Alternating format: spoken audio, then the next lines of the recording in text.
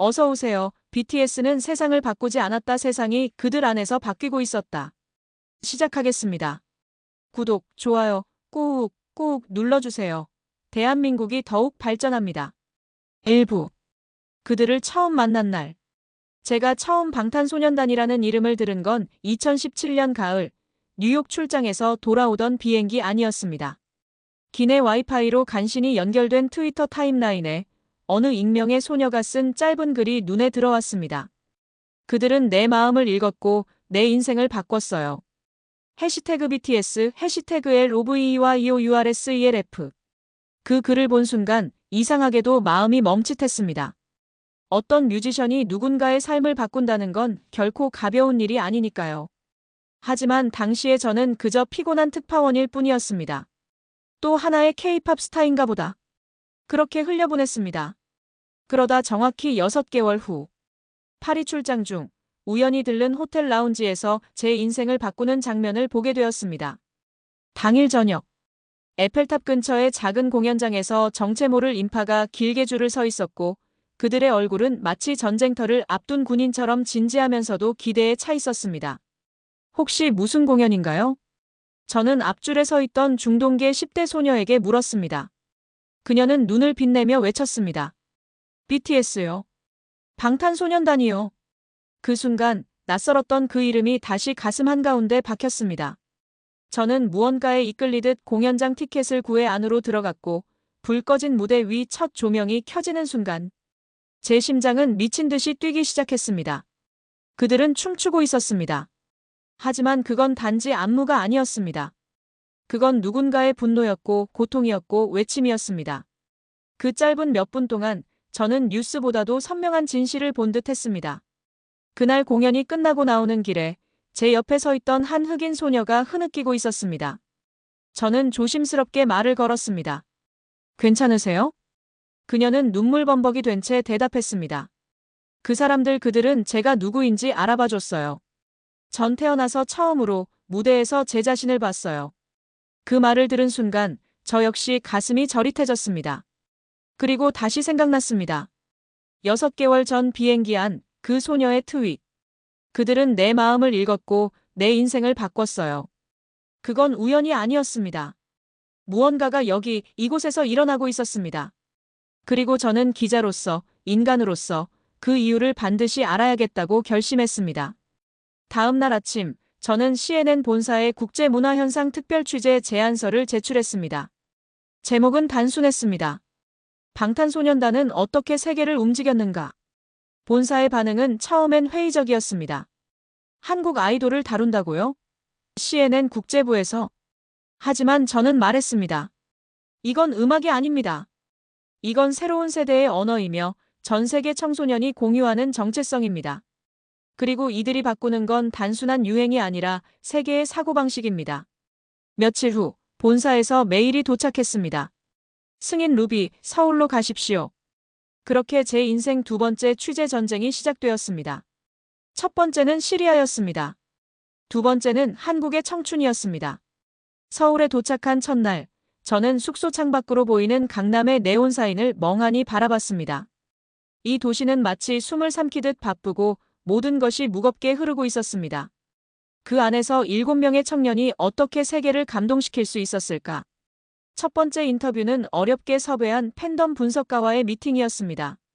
그는 이렇게 말했습니다. 루비 씨, 방탄소년단은 팬덤을 관리하지 않았어요. 함께 성장했죠. 그게 모든 K-팝과 다른 지점이에요. 성장이요? 네. 팬이 그들을 키운 게 아니고 그들과 함께 자랐어요. 그리고 그날 밤, 저는 유튜브를 열었습니다. 방탄소년단 데뷔 1일차 V앱. 익숙하지 않은 화질, 낯선 말투, 소년들의 떨리는 눈빛. 그런데 묘하게 마음이 끌렸습니다. 그들은 카메라 앞에서 꾸미지 않았습니다. 긴장했고 어색했고 실수도 했습니다. 하지만 그 모든 것이 진짜였습니다. 그 영상의 댓글을 보며 저는 경악했습니다. 이 영상이 내 인생의 첫 빛이었어요. 그때부터 지금까지 함께했어요. 고마워요. 힘들 때마다 이걸 봅니다. 기자로서 저는 수천 개의 트윗을 읽고 수백 개의 기사와 논문을 봐왔지만 그 어느 것보다 댓글이 말해주는 진실이 더 명확했습니다. 이들은 누군가에게 단순한 스타가 아니었습니다. 그들이 빛날수록 누군가는 살아갈 이유를 하나 더 얻게 되었습니다. 그리고 드디어 저는 그들을 직접 만나야겠다고 결심했습니다.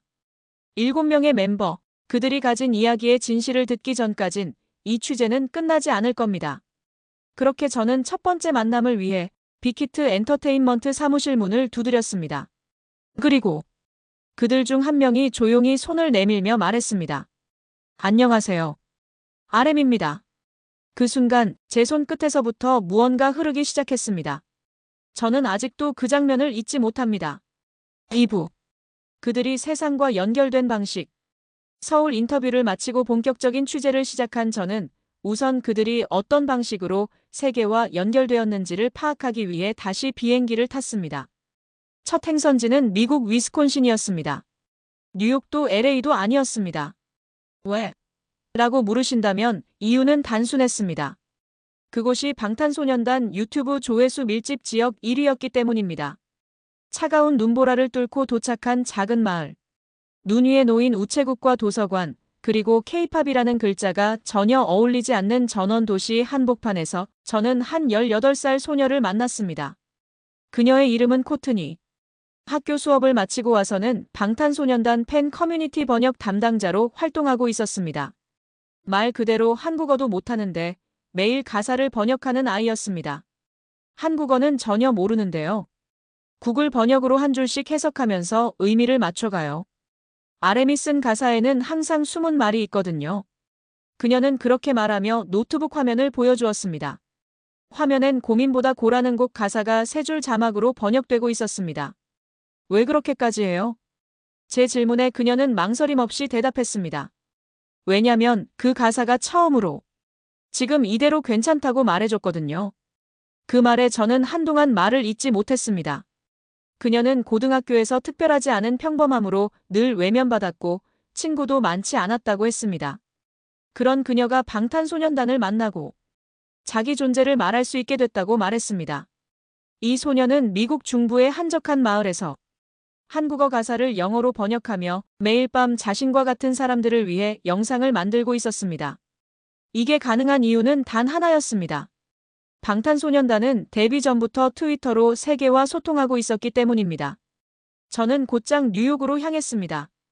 거기엔 또 하나의 중요한 인물이 있었습니다. BTS 티렌즈라는 익명의 번역 계정 관리자. 그녀는 인터뷰를 조건부로 수락해 주었습니다. 얼굴은 공개할 수 없어요. 가족도 제가 이 계정 운영하는 걸 모르거든요. 그녀는 뉴욕 브루클린의 작은 카페에서 저를 기다리고 있었습니다. 직업은 대학원생. 전공은 통번역이 아닌 생물학이었습니다. 당신은 왜 이 일을 하세요? 그녀는 커피잔을 돌리며 천천히 대답했습니다. 솔직히 처음엔 저도 힘들었거든요. 우울증, 불안, 정체성 혼란. 근데 RM의 트윗 하나가 너무 따뜻했어요. 그녀가 보여준 트윗은 이랬습니다. 당신의 하루가 힘들었다면 적어도 우리가 그걸 이해하고 있다는 걸 기억하세요. RM. 그 트윗 하나가 저를 살렸어요. 그래서 저도 누군가에게 그런 다리가 되고 싶었어요. 그녀는 매일 트위터에서 올라오는 방탄소년단의 글, 브이라이브 자막, 영상 번역을 자발적으로 하고 있었습니다. 팬이 콘텐츠를 소비하는 게 아니라 함께 재창조하고 있었습니다. 이런 팬들은 단순한 팔로워가 아니었습니다. 그들은 동시대 청년들이 겪는 상처를 서로에게 번역해주는 통역사였습니다. 2020년 미국 10대 트렌드 분석 보고서에 따르면 미국 청소년의 42%가 자신은 영어가 아닌 콘텐츠를 소비할 준비가 되어 있다고 응답했습니다. 이건 단순한 취향 변화가 아닙니다. 새로운 언어 감수성의 탄생이었습니다. 그리고 그 중심엔 영어로 말하지 않지만 누구보다 정직하게 이야기하는 그룹, 방탄소년단이 있었습니다. 제가 마지막으로 향한 곳은 인도네시아 자카르타였습니다. 유튜브 조회수, 팬덤 밀집도, SNS 해시태그 수 모두 동남아 1위였던 곳. 거기서 만난 알리나라는 대학생은 저에게 이렇게 말했습니다. 한국어를 몰라도 괜찮아요. 그들은 우리의 감정을 느낌으로 전해요. 그게 가능할까요? 저는 믿기 어려웠습니다. 하지만 그녀는 고개를 끄덕이며 말했습니다. 음악이 언어보다 먼저 와요. 그 다음이 진심이에요. 그리고 저는 다시 생각났습니다. 처음 파리에서 만났던 그 소녀. 그녀도 영어를 잘하지 못했습니다. 하지만 그녀는 말했죠. 방탄소년단은 제가 누구인지 이해했어요. 그 순간 저는 확신했습니다. 이건 단지 콘텐츠의 전파가 아니라 존재의 확산이었습니다. 언어가 중요하지 않았습니다. 그들은 말의 기술이 아니라 말하지 못한 감정을 노래하고 있었습니다. 그래서 수많은 청년들이 그들을 듣고 울고 번역하고 전파했습니다. 그날 밤 호텔방에서 저는 이런 문장을 노트북에 남겼습니다. 이들은 세계와 연결된 적이 없다. 애초에 세상이 이들을 통해 연결되기 시작한 것이다. 루비 골든 취재 노트 중. 이제 저는 그들에게 직접 물어봐야겠다고 결심했습니다. 그들 스스로는 이 세계적인 반응을 어떻게 받아들이고 있을지. 다음 목적지는 다시 서울. 그리고 방탄소년단과의 단독 인터뷰. 3부. 그들은 자신을 어떻게 설명했는가? 그들과의 인터뷰는 생각보다 조용하고 담백하게 시작되었습니다. 화려한 조명이 켜진 스튜디오가 아닌 서울 용산의 조용한 회의실. 테이블 위엔 따뜻한 차 한 잔과 저마다 검은색 모자나 셔츠를 입은 7명의 청년들이 앉아 있었습니다. 그 중에서 가장 먼저 입을 연 사람은 리더 RM. 그는 의자에 바르게 앉아 조용히 제게 말했습니다. 루비 기자님, 이건 저희가 처음으로 공식 외신 인터뷰에서 왜 이런 음악을 하게 되었는지 진지하게 말할 기회인 것 같아요. 저는 그의 태도에서 진정성을 느꼈습니다. 기자의 예리함보다 사람의 온기로 다가가야 한다는 걸 본능적으로 깨달았습니다. 왜 방탄소년단이 지금의 음악을 하게 되었는가? 제가 꺼낸 질문은 단순했지만 그 대답은 복잡하고도 단단했습니다. RM은 마이크도 없이 조용히 말했습니다. 솔직히요. 저희는 처음부터 이 정도로 성공할 거라고는 아무도 몰랐어요. 그냥 하고 싶은 얘기가 있었어요. 그가 꺼낸 첫 단어는 혼란이었습니다. 저는 대학 대신 이 길을 택했고 매일같이 불확실한 미래에 대해 생각했어요. 그리고 그걸 가사에 썼죠. 지금 와서 보면 그 혼란이 공감의 시작이었나 싶어요. 슈가는 조금 더 거칠게 말했습니다. 다들 음악이 밝아야 한다고 하죠. 근데 저희는 그런 걸 못했어요. 피땀 눈물은 진짜 우리 얘기였고 쩔어는 진짜 우리가 살던 현실이었어요. 거짓말을 하고 싶지 않았어요. 그 순간 저는 가사 한 줄이 떠올랐습니다. 우린 젊고 아프고 열정이 넘쳐. 그건 단순한 수식이 아니었습니다. 그들은 자신들의 현실을 노래한 것이었습니다. 그리고 그 노래를 들은 수백만의 10대들이 자기 목소리를 찾기 시작했던 것이죠. 기자님, 우울증 얘기하면 다들 조심스러워 하시잖아요. 지민이 조용히 입을 열었습니다. 근데 저희는 그런 것도 무대에서 말하고 싶었어요. 사람들이 숨기지 않았으면 좋겠으니까요. 비는 고개를 끄덕이며 덧붙였습니다. 팬분들 중에 이 노래 듣고 병원에 갔어요라고 하시는 분들이 있어요. 그럴 때마다 저희도 울어요. 진짜로요. 그 말에 제 손이 떨렸습니다. 저는 지금까지 수많은 연예인을 인터뷰했지만 그들 중 이렇게 솔직한 말을 꺼낸 사람은 처음이었습니다. 그럼 그렇게 자기 감정을 드러내는 게 두렵지 않으셨나요? 제가 묻자 슈가는 단호히 말했습니다. 두렵죠. 근데 진짜 더 두려운 건 우리가 아무 말도 안 하고 사라지는 것이에요.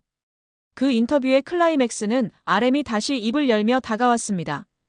우리가 말하는 건 결국 자기 자신을 사랑하자는 거예요. LOVE YOURSELF 시리즈는 말 그대로 자기 혐오의 시대에 던지는 하나의 해답이었죠. 그는 멈칫하다가 이렇게 말했습니다. 기자님, 사실 저희도 저희가 누구인지 아직 정확히 몰라요. 그냥 매일 조금씩 알아가는 중이에요. 근데 팬들도 저희도 그걸 같이 해주고 있다는 게 너무 감사해요. 그 말에 저는 끝내 눈물을 삼킬 수 없었습니다. 그날 밤 숙소로 돌아온 뒤 제 손은 떨리고 있었습니다. 저는 CNN 기자로서 난민의 울부짖음을 마주한 적도 있었고 중동 전장의 피냄새를 글로 옮긴 적도 있었습니다. 하지만 그날처럼 정제되지 않은 진심 앞에서 무너진 적은 없었습니다. 그들은 자신들의 약함을, 자신들의 혼란을, 자신들의 부끄러운 감정마저 있는 그대로 보여주며 세상과 연결되고 있었습니다. 이건 감동이 아니었습니다. 이건 혁명이었습니다. 그날 제 노트북에 마지막으로 남긴 문장입니다. 그들은 세상을 향해 말하지 않았다. 그들은 세상이 듣지 않던 자기 자신의 목소리를 처음으로 말해준 사람들이다. 루비 골든 취재 노트 중. 그리고 이제 저는 마지막 여정을 떠납니다. 그들을 만난 사람들. 그들과 함께 바뀌어버린 세계. 그리고 다시 저 자신. 4부. 그들과 함께 세계는 바뀌었다. 루비, This is beautiful. Thank you. CNN 공식 SNS 계정으로 메시지가 쏟아졌습니다. 자막은 없었지만 그들의 표정은 명확했습니다. 파리, 베이징, 라고스, 멕시코시티, 그리고 자카르타. 제가 만든 다큐멘터리가 세계에 방영된 그날, 방탄소년단을 알지 못했던 동료 기자들조차 고개를 끄덕이며 말했습니다. 정말 이게 K-팝이라고요? 아니요. 저는 대답했습니다. 이건 인간의 서사입니다. 다큐 방영 후 저에겐 수천 통의 메일이 쏟아졌습니다. 그중 잊히지 않는 세 통이 있습니다. 첫 번째는 브라질 리우데자네이루에서 온 한 10대 소녀였습니다. 지금까지 세상에 나 같은 사람은 필요 없다고 생각했어요. 근데 아렘 오빠가 말했어요. 당신이 여기 존재하는 것만으로도 우리는 감사해요. 저 지금은 조금씩 살아가고 있어요. 두 번째 메일은 파키스탄 라호르에서 부르카를 쓴 채 학교에 가지 못하던 한 소녀가 가족 몰래 이어폰을 끼고 방탄소년단 노래를 들으며 한글을 배웠다고 했습니다. 지민의 눈물이 제 마음을 열었어요. 이제는 저도 누군가의 눈물이 될 수 있기를 바라요. 세 번째는 미국 시카고. 35세 성소수자 남성. 가정에서 쫓겨났고 직장에서도 외면받던 그가 쓴 편지였습니다. 그들은 나에게 나 자신을 사랑하라고 말했어요. 그건 아무도 나에게 하지 않았던 말이었어요. 저는 그 편지를 인쇄해 제 책상 한가운데 붙여두었습니다. 그리고 매일 그 문장을 다시 읽었습니다. 기자로서 저는 사실을 쫓아왔습니다. 그러나 이 취재는 제 생애 처음으로 진실을 좇는 여정이었습니다. 어느 날 본사 제작팀 회의에서 이런 질문이 나왔습니다. 루비, 당신은 지금 이 이야기를 어떻게 요약하시겠습니까? 저는 잠시 숨을 고르고 이렇게 말했습니다. 방탄소년단은 세상이 말하지 않던 감정들을 꺼내게 했습니다. 그건 노래보다 더 강했고 언어보다 더 넓었습니다. 그들의 존재는 지금 한 세대를 통째로 바꾸고 있습니다. 취재 마지막 주간. 저는 다시 서울을 찾았습니다. 강남 한복판, 거리 공연을 하는 청년이 부르고 있던 곡은 BTS의 봄날이었습니다. 옆에 서 있던 중년 남성도 아이 손을 잡고 있던 엄마도 그 노래를 알고 있었습니다. 이제 방탄소년단은 단지 청소년만의 이야기가 아니었습니다. 그들은 세대의 이름이 되어 있었습니다. 마지막 인터뷰는 RM과의 짧은 통화였습니다. 그는 겸손하게 말했습니다. 이렇게 세계적으로 다뤄질 줄은 몰랐어요. 저희는 그냥 무대에서 살아가는 이야기를 했을 뿐이거든요. 그리고 조용히 덧붙였습니다. 기자님, 저희는 세계를 바꾸지 않았어요. 그저 세상이 저희 안에서 바뀌고 있었던 거겠죠. 그 말을 듣는 순간 저는 완전히 무너졌습니다. 그동안 제가 놓치고 있었던 가장 중요한 진실. 이건 K-팝도 아니고 한류도 아니었습니다. 이건 치유의 서사, 존재의 선언, 그리고 세대의 연결이었습니다. 지금도 제 이메일엔 새로운 사연이 도착합니다. 한 단어, 한 가사, 한 무대가 누군가를 바꾸고 있다는 사실을. 저는 이제 부정할 수 없습니다. 그렇기에 이 이야기를 마무리하며 제가 처음 이 여정을 시작했을 때와는 완전히 다른 사람이 되었다는 걸 감히 말씀드릴 수 있습니다. 세계는 그들을 K-팝이라 불렀지만 저는 혁명이라 불렀습니다. 루비 골든 CNN 기자 사연 제보.